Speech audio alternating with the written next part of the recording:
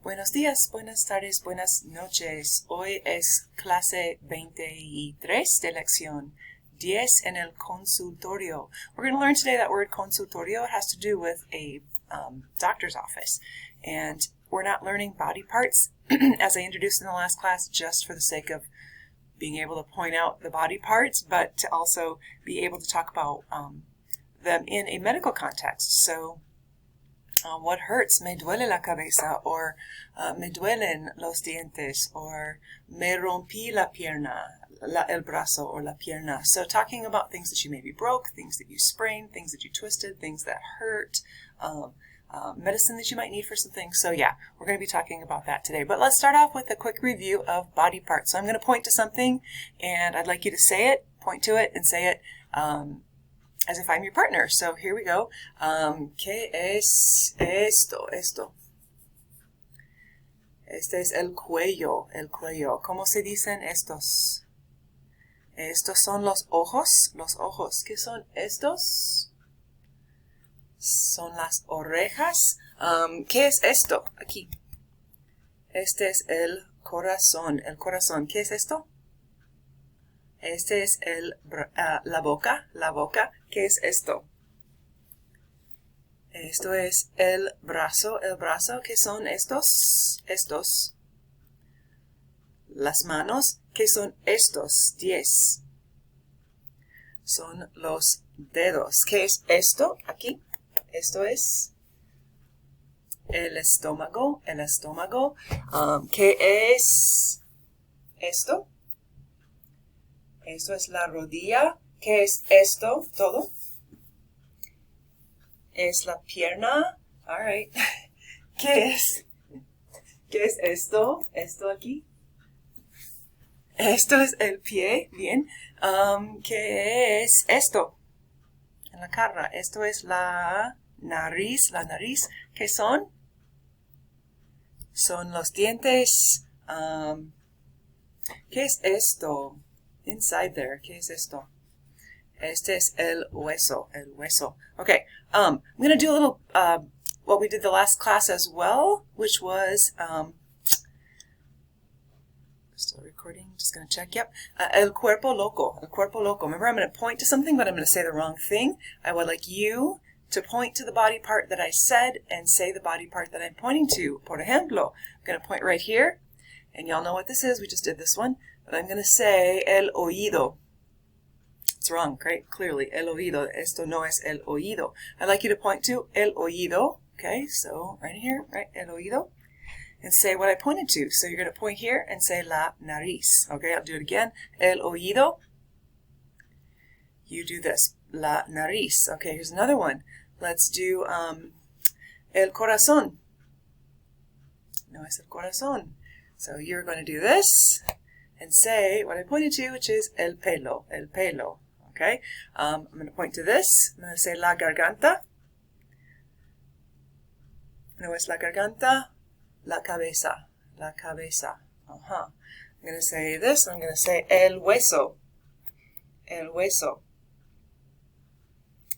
El estómago. El estómago. Okay, so if you need a little bit more practice with body parts before we continue, go ahead and pause the video, and then we will continue after that. All right. Also, I would like you to, I'm going to send you guys a link to the Kahoot practice activity that is going to just give you, some more practice with the body parts. We have a prueba coming up here in the next class over all of the body parts, and don't forget, I'm going to include irregular preterite verbs as well, like tuve and puse and quisimos and tradujimos and dijeron and all of those forms, the I group, the U group, the J group. So be prepared for that, and the body parts. So do whatever it takes for you guys to be prepared for the prueba that's coming the next class period. So here we go. When we talk about body parts, we have a reason to do that, right? So we use them for all different kinds of things. So as I've talked about in the past before, fútbol es muy importante en Hispanoamérica. En los países hispanos, el fútbol es el deporte más importante. En casi, almost, todos los países donde se habla español. Entonces, el fútbol se juega con los pies. There's our body part, right? It is played with, one plays it with los pies, pero se siente, you feel it, right? En el corazón. And anybody who is from a Latin American country who is obsessed over, enamorado del fútbol would tell you that that is absolutely 100% true. And then there's a little joke for you. I thought that you might appreciate this one here. Brujas vegetarianas. Brujas are what you see right here. Hay tres brujas aquí. And they're making a little stew. Ojo de patata, oreja de maíz, cabeza de lechuga. You get it, right? It's not as funny when you have to explain jokes, so hopefully you got that. They're making a little brew instead of body parts, human body parts. They clearly have the verduras going on in there. Okay, I had also introduced the last class our verse for the course of this lección, that as we're talking about bodies, right, it's a metaphor that Paul uses, as I mentioned, throughout his letters in the New Testament. And so in this particular one, he's writing to the people in Corinth. And so in 1 Corintios 12, versículo 27, he is talking about that. And I'd like us to just kind of look at this verse again and see what in English is going on. So, todos ustedes, all of you, forman el cuerpo, form, it's like what it is, right? The body. El cuerpo de Cristo, actually, the body of Christ. Y cada uno, each one, es un miembro necesario, is a necessary member de ese cuerpo, of that body. So let's say that all together. Here we go. Todos ustedes forman el cuerpo de Cristo y cada uno es un miembro necesario de ese cuerpo. And similar to a slightly different version of the, not sure what version it is, but cada uno de ustedes es parte de la iglesia, the church, right? Which is another way to refer to el cuerpo de Cristo. Y todos juntos, everyone together, forman el cuerpo de Cristo. Okay, so I'm going to take some words out here, see how you can fill those in. So pause the video, see if you can fill in those missing words. Okay, I'm going to take out a few more, so I'm going to cross out these. See if you can come up with that after you pause the video. All right, so I'll uncover them one more time and you can see how you did there. Whoops. Todos ustedes forman el cuerpo de Dios, de Cristo, no say de Dios, de Cristo, y cada uno es un miembro necesario de ese cuerpo. Keep going with that verse as we move through lección 10. Okay. Okay, what I'd like us to do right now is I'd like you to find just a scratch piece of paper, take out a scratch piece of paper, and I'm going to ask you to dibujar, right? Dibujemos, let's draw here. I'm going to ask you in class, in our normal class with many people, I was going to have you draw a certain body part or two and pass the paper to the next person, who would then add to el cuerpo with whatever I'm telling them to add to it. So you end up with something that looks a little bit crazy, but we'll see how you do with your own drawing. So let me give you, and there won't be an order, there won't be like a logical progression of those, but this is what I like you to draw, and then eventually label. So I'll tell you what I want you to do with the labeling. So here we go. First one. En su papel, por favor, dibuja una cabeza. Una cabeza grande o una cabeza pequeña. Solo la cabeza, nada más. Nothing more, just la cabeza. Y dibuja, por favor, dos manos. Dos manos. Una cabeza y dos manos. Okay. Ahora escribe la palabra la cabeza. Go ahead and label it. Draw an arrow to it. Y escribe manos. Draw an arrow. Dibuja una flecha to those particular body parts that you just drew. La cabeza y las manos. Ok, ahora dibuja dos pies. Dos pies. Y ahora dibuja el corazón. Dibuja el corazón en el cuerpo. Ok, y ahora escribe pies y corazón con una flecha, with an arrow, a las partes del cuerpo. Pies y corazón. Pies, corazón. We'll keep doing that. I'll do 2 body parts, and then I'll have you label each one of those. Write the word next to it. Pies y corazón. Ok, ahora dibuja 10 dedos. Solo 10 dedos. 10 dedos, ¿sí? Y también 10 dedos del pie. 10 dedos del pie. 10 dedos y 10 dedos del pie. Y ahora escribe la palabra correcta, los dedos y los dedos del pie. Y dibuja una flecha, draw an arrow, between the vocab word and what you just drew. Dedos y dedos del pie. Ok, ahora dibuja dos tobillos arriba de los pies. Okay. Y también dibuja 2 ojos grandes, no pequeños, 2 ojos grandes en la cabeza. Y ahora escribe la palabra tobillos y ojos con una flecha.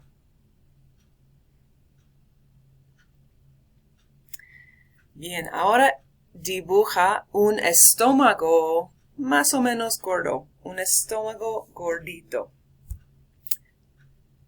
Dibuja un estómago y dibuja 2 brazos, por favor. 2 brazos. Y después escribe la palabra estómago y la palabra brazos con una flecha.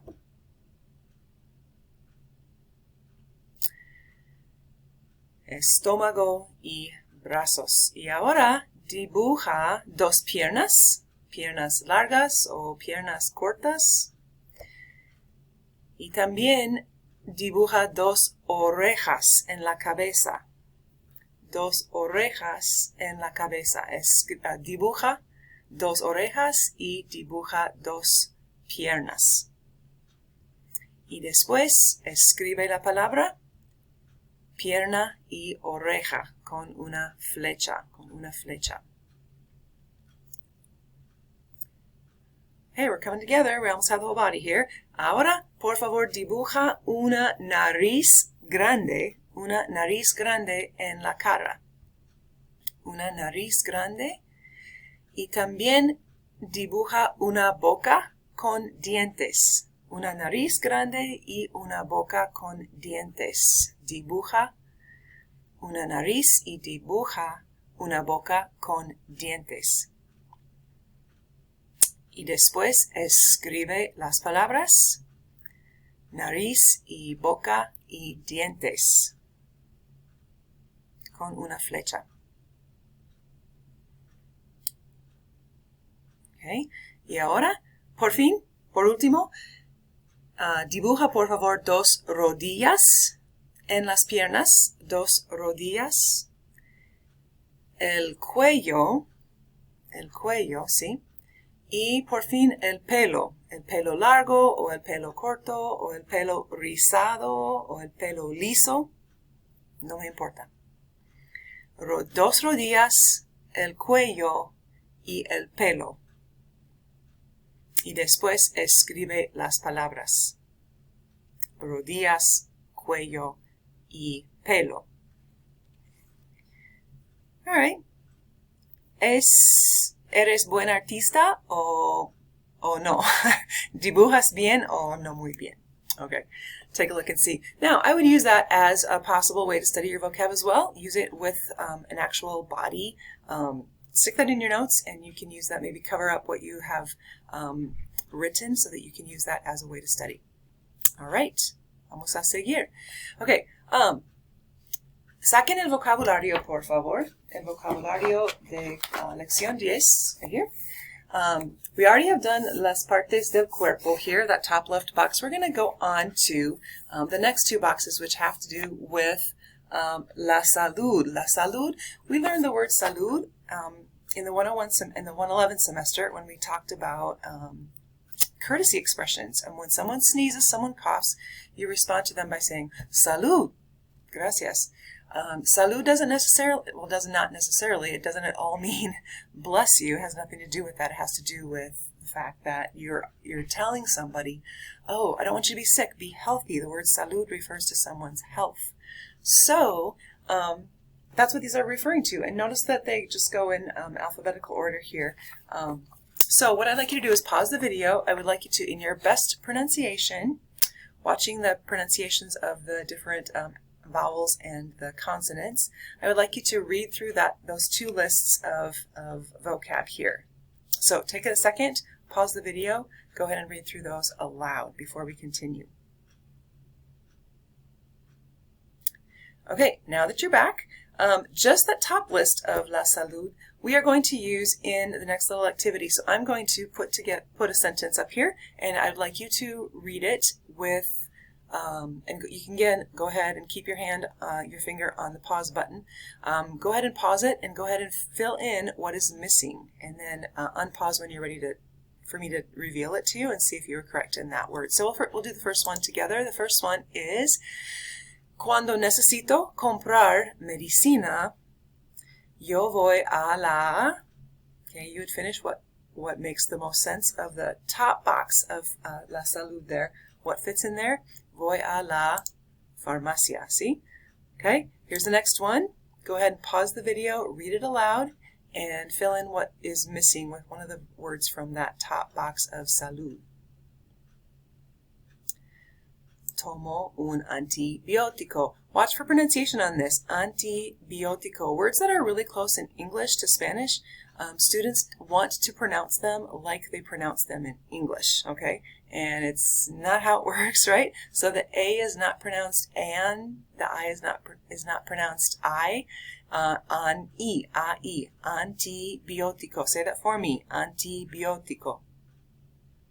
Okay, so keep that in mind, especially when you encounter words that are really close to the English ones. Make sure that you pronounce them with Spanish pronunciation rather than English pronunciation. Okay, here's the next one. Pause the video, read through it, supplying the correct word. Voy al dentista. Notice that el dentista, la dentista, it's a masculine dentist here because it's the a-el contraction makes the al, but you could have a female dentist, voy a la dentista. There is no such word as dentisto. Dentista will always be a male or a female form of dentist. Here's the next one. Pause the video, fill in the word. Phrase, actually. Un dolor de cabeza, yo tomo aspirina. Next one. Trabajan en el hospital. Again, watch pronunciation there. Make sure that it's in Spanish instead of English. I'm going to move the video up here. Next one.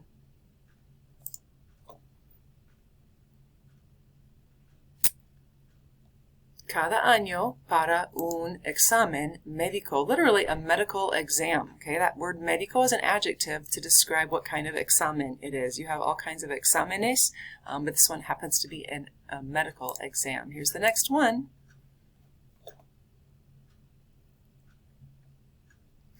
Tengo una cita con la médica en su consultorio. Okay, I'm going to move myself over here again so that you can see that en su consultorio. Cita, we learned that phrase last vocab when we were talking about like a romantic date. This is in no way, shape, or form any sort of kind of romantic at all when you go to the consultorio. But notice that that word cita can mean a date. It can also mean an appointment. Anytime that you have an appointment with somebody, it's a date, a meeting time with someone. Here's the next one. Go ahead, pause it, fill in the correct word.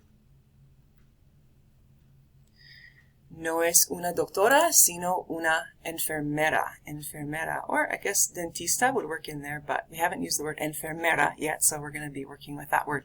Notice that enfermo or enferma means sick. Enfermero, add an extra syllable in there, refers to a nurse. Add an extra ER in the middle of that one. Enfermero or enfermera. Next one. Pause video. Ay, vomité toda la noche. New vocab word, but I think you guys can figure it out, right? Creo que tengo la gripe. La gripe. La gripe del estómago. Uy, es horrible. Next one. Cuando condujimos a su city, tuvimos un accidente. It would be the word that comes out of the top box of salud. Un accidente. Next one. Tomo 2 aspirinas. Cuando tengo un dolor de cabeza, yo tomo 2 o 3 aspirinas. Next one.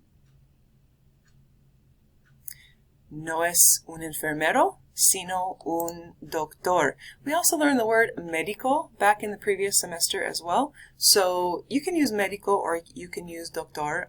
Either one. Refer to that profession. Next one. No voy al hospital, sino, remember that sino? That's but rather, but instead. So I've used that a few times in these sentences. I don't go to the hospital, but rather la clínica. No voy al hospital, sino la clínica. Okay, so in your packet that I have given you, whoa, sorry about that. I'm going to move myself down. In the packet that I have given you, I would like you to take out that you have printed out. I would like you to take out the page that has to do with, es página 2, that is a little story that starts with Anoche yo tuve. It's a little story / dialogue between una enfermera y su paciente. So I'd like you to, we're going to together write in, go ahead and with me, write in what you see that's sort of the intro to this particular dialogue. Notice we're talking about something that already happened. It's past tense. Anoche yo tuve un blank en mi carro. Ay, no. All right, so some of the vocab words we just talked about. Un accidente, right? En mi coche, en mi carro. Ay, no. Yo fui al blank en la ambulancia. Yo fui. Another irregular past tense verb, by the way. I went. Yo fui al hospital en la ambulancia y la blank me tomó la temperatura. It's going to be one of our vocab words coming up a little bit later, but I think you can figure that out in the context.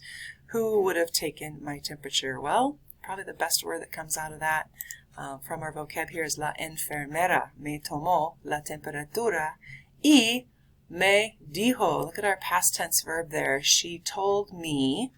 She said to me, and then this is where the dialogue starts. So I'm going to give you guys a second to pause the video again. I'd like you to, with the vocab that you see, I think most of this I think it all comes from the top box actually of the salud vocab. But there's other vocab in this little dialogue that has to do with the second box as well. So what I'd like you to do is fill in what you think is missing there. And come back to the video. I will reveal each answer. You can see how well yours matches. And then and then come back. So go ahead and do that right now.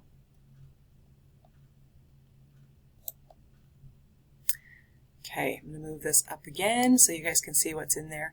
¿Cómo está la cabeza? Ay, horrible. Tengo un gran dolor de cabeza, right? So, yeah. ¿Dónde está la cabeza? Ay, es horrible. Tengo un gran dolor de cabeza. Enfermera. También tienes un... Not really sure what's going on here until you read the answer to that. The response is sí, voy a vomitar. All right, so what might be a dolor that you might have here? Dolor de estómago, right? Voy a vomitar. This might be a little tough one to get, maybe not super obvious. I'm going to throw up in this very what? En este consultorio. Yeah, maybe I had to read my mind to get that one. Sorry about that. If you had something different, I was referring to the fact that they were having this little consult in the consultorio. So yeah, but if you didn't get that one, no worries. Let's go on to the next one. The enfermera replies, "Ay, no, necesitas tomar una." The una is a little bit of a clue on that one. It has to be a feminine thing, right? Necesitas tomar una aspirina? Sí, por favor. ¿Tomas otras medicinas ahora? If any of you guys are going to be enfermeras or enfermeros, you know that that's an important thing because you can't be mixing medicinas. So, yeah, so that's a good question to ask. The response to that, bueno, sí, tengo una infección y tomo un antibiótico. Always for infecciones, the best course of action is to take an antibiótico. Okay, next slide. Ay, no, ¿quién es el doctor que viste? Here's one of our irregular verbs again. Who is the doctor that you saw? You saw, viste. Response, tuve un examen médico con el doctor Ruiz la semana pasada en la, there's our important word there, la clínica, okay? I guess if you had el, it could be hospital or el consultorio, but la clínica. Enfermera responds, ¿ya tomaste todos los antibióticos? Sorry, I didn't tell you could reuse some of these words, so here it is. Since he or she was prescribed antibióticos, wondering if he or she, the paciente, has already taken all of the antibióticos. ¿Necesitas más? Pregunta la enfermera. Sí, estoy muy enfermo o enferma con la gripe y ahora también con este accidente tengo un gran dolor de cabeza y también me duelen los dientes. We're going to see that new vocab phrase in a little bit that talks about something that hurts me. Me duelen los dientes. Ay, no, pobrecito, poor thing. Entonces, necesitas visitar el o la dentista mañana porque me duelen los dientes. Necesitas visitar el dentista o la dentista. ¿Dónde puedo comprar los antibióticos, señorita enfermera? And she responds, en la farmacia, por supuesto, okay? In the pharmacy, of course. Again, notice spelling. Spelling's super easy. It's much easier in Espanol than it is in English because, yeah, you know PHs. The word farmacia is exactly the way it sounds. So keep working on those words. We're going to add, that vocab as we continue to work our way through Lección 10. What I'd like you to do, though, is to pause the video. I'd like you to go back through this little story, this little dialogue, and channel your inner actor or actress, actor, actriz, and I'd like you to go through and read that with as much emotion as possible. It's super dramatic, right? Because, yeah, it's a really big deal that they had this accidente and all kinds of horrible things are happening to this paciente. So go ahead and stop it, read through it, speak it aloud so you can practice the pronunciations of all those new vocab words, especially in the context that they're in, being aware of those words as you say them. So pause now, come back when you're finished.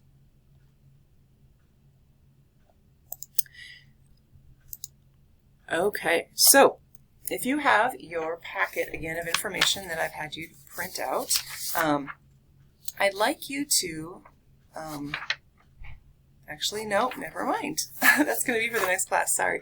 What I'd like you to do is think with me about what we have talked about last time with the imperfect. We didn't talk a whole lot about it other than the forms of the new past tense, right? The ABBA, I played my favorite music, right? My favorite, mi grupo musical favorito. The ABBA endings that you use with AR verbs. So you're going to hear things like trabajaba. You're going to hear things like cantábamos. You're going to hear sounds like estaba and dibujaba and things like that, dibujabas. So you practice those in Panorama for this class period.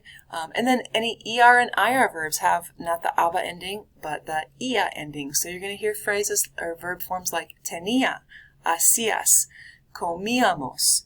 Vivían. You're going to hear all of those forms of past tense in the imperfect that is different from what we talked about in the preterite tense. Words like practiqué and bailó and comí and things like that.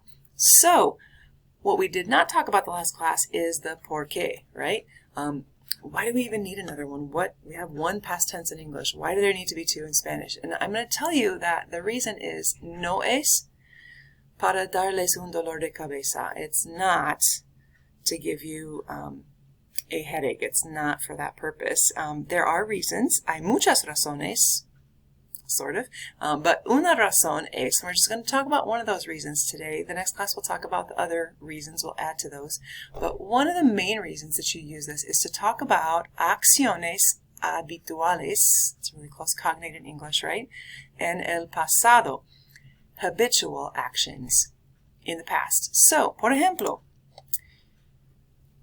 todos los días me despertaba a las 7. Me despertaba a las 7. Todos los días. Todos los días. We know that phrase already. Every day. Todos los días. What that phrase indicates is what you see in the title here. A habitual action. Something that I did every day. Every day. I'm going to use the imperfect to describe that in that past tense. So, todos los días me despertaba a las 7. In English, that ends up sounding like every day I would wake up at 7. Every day I used to wake up at 7. Every day I woke up at 7. There's a variety of ways that you can express that, the way that we say it in English, but by using the me despertaba instead of me desperté, okay, the preterite form, we're going to talk about that in a second too and contrast that, but me despertaba gives the idea that this didn't happen just once, twice, 3 times. It happened every single day. Todos los días me despertaba a las 7. Otro ejemplo. Durante la niñez, Sara jugaba casa con sus amigas. Durante la niñez, Sara jugaba casa. You see jugaba, you hear jugaba. What your brain will start to hear as we practice this a little bit more is that, okay, she just didn't do that yesterday, ayer, or anoche, or la semana pasada. She did that throughout her childhood, right? Durante la niñez. Sara jugaba, would play house. She used to play house. She played house, okay? So we like phrases like todos los días. We like phrases like durante la niñez. We also like the word siempre, okay? Because, of course, siempre indicates something that always happened, right? So, cuando era niña, when she was a little girl, or when I was a little girl, maybe, cuando yo era niña, yo siempre tenía accidentes en mi bicicleta. I just didn't have one or two. I was a clumsy child. I was not super coordinated. So, siempre tenía accidentes en mi bicicleta. I don't need tuve. Yes, we've learned tuve, and there's a reason why we're going to talk about that. But in this context, for this reason, tenía is the appropriate past tense form of that because I'm talking about something that was over and over and over, that happened over and over. I always had accidents. I always used to have accidents on my bike. Okay, now, contrast that to el pretérito es diferente. So, look what happens in the next statement here. Ana y Carlos se comprometieron ayer. Okay, vocab from our past lección 9. Ana y Carlos se comprometieron ayer. When did they get engaged? Well, here it is, ayer. It happened once, okay? Not over and over and over, not repeated, not habitual action. It didn't happen continually, like having accidents on my bike or waking up at a certain time of day, or this happened once. In fact, if it happens repeatedly, it's probably not a really stable relationship. Ana y Carlos maybe should think about breaking up, right? So, here's the next one. Ellos me sorprendieron anoche. Me sorprendieron. Look at the ieron. It's the preterite tense again. Anoche. Look at our anoche here. Last night tells me that they surprised me last night. It's done. It's over. It's a one-time shot, right? It's not repeated over and over again. If it happened over and over again, I'm going to end up not being surprised, right? Ellos me sorprendieron anoche. Otro ejemplo. Los invitados brindaron por Luis. Brindaron. Okay, I see the aron in there. I know it's preterite. I don't have in this particular sentence a word like ayer or anoche or anteayer or la semana pasada. I don't have a phrase like that. But what I can tell from this, because it's in the preterite, I know this wasn't something that the people commonly used to do for him, right? It wasn't like every week they'd go to the bar and they would brindar por Luis, right? They just did it once. Maybe, it was his birthday. Maybe it was his aniversario de bodas. I don't know. But los invitados brindaron por Luis. One time. Once and done. Otro ejemplo. El año pasado. Look at my phrase. El año pasado. I'm limiting it to a very specific time. Yo pasé 3 días en el hospital. Yo pasé 3 días. I spent 3 days in the hospital. Just last year. Just 3 days. It wasn't a chronic illness that I had. I didn't keep going to the hospital over and over and over and over and over again. That's imperfect, yes, but this is not that. This is just a one-time deal. Okay? Pasé 3 días. One occurrence. En el hospital. Otro ejemplo. Es una pregunta. ¿Te divertiste en la fiesta? Vocab word from lección 9. Did you have fun? ¿Te divertiste en la fiesta? There is no phrase like anoche or el viernes pasado or a very specific time. However, that party that we're talking about, that fiesta, it's done. It's over. I'm referring to something that is no longer, it's not a repeated thing that kept happening over and over again. It's a once and done fiesta. So, did you have fun at that party? ¿Te divertiste en la fiesta? Sandra hizo su tarea después de practicar. A little practice with our irregular verbs because the prueba's coming up again on those. So, she did her homework después de practicar. So, notice what happened. She came home from practice and then she did her homework. Done. Once. Done. Over. However, what would change the meaning if, instead of hizo, I substituted Sandra hacía su tarea después de practicar? Hacía su tarea, what we've just talked about in the previous slide, is that hacía would make us tend to think that this is something that happened repeatedly over and over again. This was her habit to do. She would go to practice every day. Every day she would come home and do her homework. Which one is it? It's either. So it depends on what you're trying to communicate, which one you are wanting to use. So preterite for once and done, and imperfect if it indicates something that was repetitive. Hacía su tarea versus hizo su tarea. Y uno más, una vez, one time. That's an important phrase there because if I did it one time, it's preterite, right? Una vez en mi niñez, me rompí el brazo. We learned romper, last vocab, to mean to break up. And yes, it does. But notice I'm using it reflexively. I'm not just breaking something or breaking up with another person. I'm breaking myself. I'm breaking my own arm. So, una vez en mi niñez me rompí el brazo. I broke my arm. Me rompí el brazo. It happened once. It didn't happen again. However, there are a couple of people maybe twice that happened. Still, I'm going to use it in the preterite because it does not indicate over and over and over again repetition.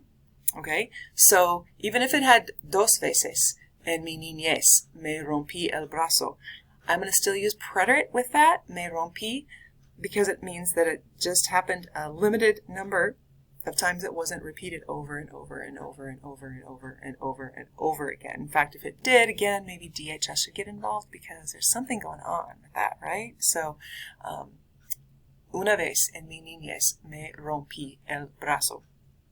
So, for the tarea, what I'm going to have you do is to talk about, is to tell me some things that you used to do. Okay, we tend to use those words used to, or things that you would do over and over and over repeatedly. Acciones habituales, repetidas. Things that you would do over and over and over and over again en su niñez. Okay? So, Think about things like maybe there was a certain programa that you used to watch. So, yo miraba el programa Saved by the Bell, or I don't know, what was your go-to, okay? Maybe it was a food that you always would eat. Yo siempre comía macarrones con queso, or perros calientes, or something like that, okay? Maybe you always used to play with a certain little friend of yours, or hermanos, or your gatos, or your perros, or something like that. So, jugaba, not jugué, okay? Because what you're telling me in these is going to be something that was repetitive, that was over and over and over again. So think about those. Think about those repetitious kinds of activities that you did that became habits, that became always over and over. Things that you can do that you did multiple times. Now, don't tell me about that one time that you went to Disneyland. Fui a Disneylandia, right? Fui a Disneyland. That would be preterite, right? Fui a Disneyland, because you just went the once, or maybe twice, or maybe 3 times, but still it's limited. It's not that it was over and over and over and over and over again, okay? So, but maybe instead of fui a Disneyland, maybe iba a la casa de mis abuelos. If you would always go to your grandparents' house, if that was like almost an uncountable number of times, right? Because if that was something that you did over and over and over again. So, keep that in mind as you are doing that assignment for the next class. También hay una prueba de vocabulario, las partes del cuerpo y los verbos irregulares en el pretérito hizo, pudo, quiso, condujo, dijo, in any of those forms. Okay? So, that's what's coming up. And also some panorama activities, I believe. Check your tarea document. I want you to do some practice with the vocab on Panorama with the flashcards. So, eso es todo para hoy. Nos vemos en la próxima clase. Hasta luego.